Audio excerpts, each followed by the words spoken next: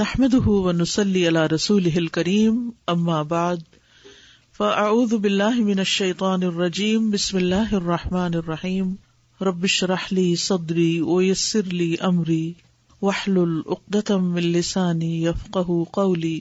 سترے کے احکام۔ سترے کی اہمیت۔ سب سے پہلے سترہ رکھنے کا حکم۔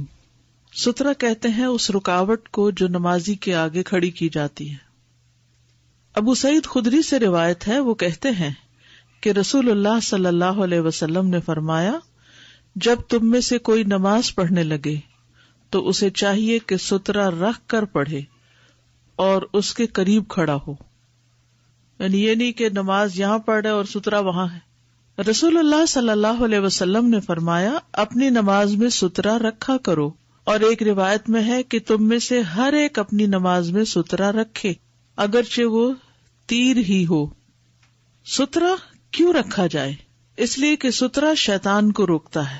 رسول اللہ صلی اللہ علیہ وسلم نے فرمایا، جب کوئی آدمی سترہ سامنے رکھ کر نماز پڑھے تو اس کے قریب کھڑا ہو، اس طرح شیطان آدمی اور اس کے سترے کے درمیان سے نہیں گزرے گا۔ نبی صلی اللہ علیہ وسلم کا کھلے میدان میں بھی سترہ رکھنے کا خیال کرنا۔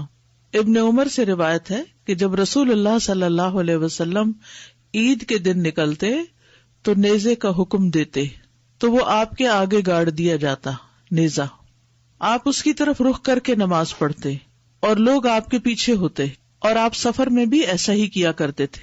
اس بنا پر حکام نے نیزہ گاڑنے کو اپنا لیا، یعنی بعد میں جو آپ کے لوگ آئے تو انہوں نے پھر اسی طریقے کو اختیار کر لیا، یعنی نیزہ گاڑ لیا۔ ہمیشہ کسی اوٹ کے پیچھے ہی نماز پڑھنے کی کوشش کرنی چاہیے، یعنی مثلا اگر آپ گھر میں ہیں تو کسی کارنر میں نماز پڑھیں، دیوار کے قریب قریب پڑھیں، اور اگر گھر سے باہر ہیں تو پھر اپنے سامنے کوئی نہ کوئی آڑ ضرور رکھیں۔ یزید بن ابی عبید سے روایت ہے، انہوں نے کہا کہ میں سلمہ بن اکوع کے ساتھ مسجد نبوی میں آیا کرتا تھا، وہ ہمیشہ اس ستون کے سامنے نماز پڑھتے جہاں مصحف رکھا ہوتا تھا۔ میں نے ان سے کہا، اے ابو مسلم، تم اس ستون کے قریب ہی نماز پڑھنے کی کوشش کیوں کرتے ہو؟ انہوں نے فرمایا، میں نے نبی صلی اللہ علیہ وسلم کو دیکھا ہے کہ وہ بھی اسی ستون کے پاس نماز پڑھنے کی کوشش کیا کرتے تھے، تو یعنی آپ کی پیروی میں ایسا کرتا ہوں۔ گھر میں اکیلے نماز پڑھنے والا بھی سترے کا خیال رکھے۔ شیخ ابن عثیمین سے سوال کیا گیا کہ جب میں اکیلا نماز پڑھ رہا ہوں اور گھر میں میرے پاس کوئی بھی موجود نہ ہو، یعنی کوئی نمازی نہ ہو، تو کیا میں اپنے اور اپنے گزرنے والے کے درمیان سترہ رکھوں؟ یعنی کوئی اور نہیں ہے، میں امام نہیں ہوں، ویسے ہی اپنی اکیلے ہی نماز پڑھ رہا ہوں۔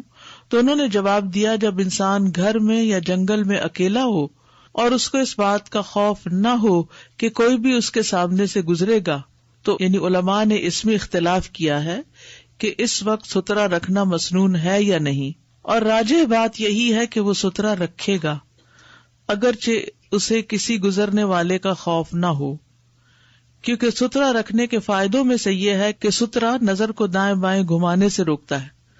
تو گویا سترہ ایک ذریعہ ہے نماز میں خشوع پیدا کرنے کا، نمازی کو فوکس کرنے کا، کہ یہ تمہاری حد ہے، اس سے آگے نہیں دیکھو، اس کے آگے نہیں جاؤ۔ اب سترے کی مقدار کتنی ہو، کتنا بڑا ہو وہ؟ صحیح مسلم کی روایت میں آتا ہے کہ پالان کی پچھلی لکڑی کے مثل۔ اگر آپ کبھی اونٹ کے اوپر ہودج رکھا ہوا دیکھیں تو پیچھے درمیان میں بیلنس کرنے کے لیے وہ ایک لکڑی سی رکھی ہوئی ہوتی ہے جس کے ساتھ ہلکی سی ٹیک بھی لگ سکتی ہے، تو اس لکڑی کے برابر۔ یہ لکڑی عموماً اتنی ہوتی ہے، ایک ہاتھ کے برابر، کونی سے لے کے بڑی انگلی تک یہاں بیچ میں، ٹھیک ہے۔ ابو ذر غفاری رضی اللہ عنہ سے روایت ہے، انہوں نے کہا کہ رسول اللہ صلی اللہ علیہ وسلم نے فرمایا، جب تم میں سے کوئی نماز کے لیے کھڑا ہو پھر اس کے سامنے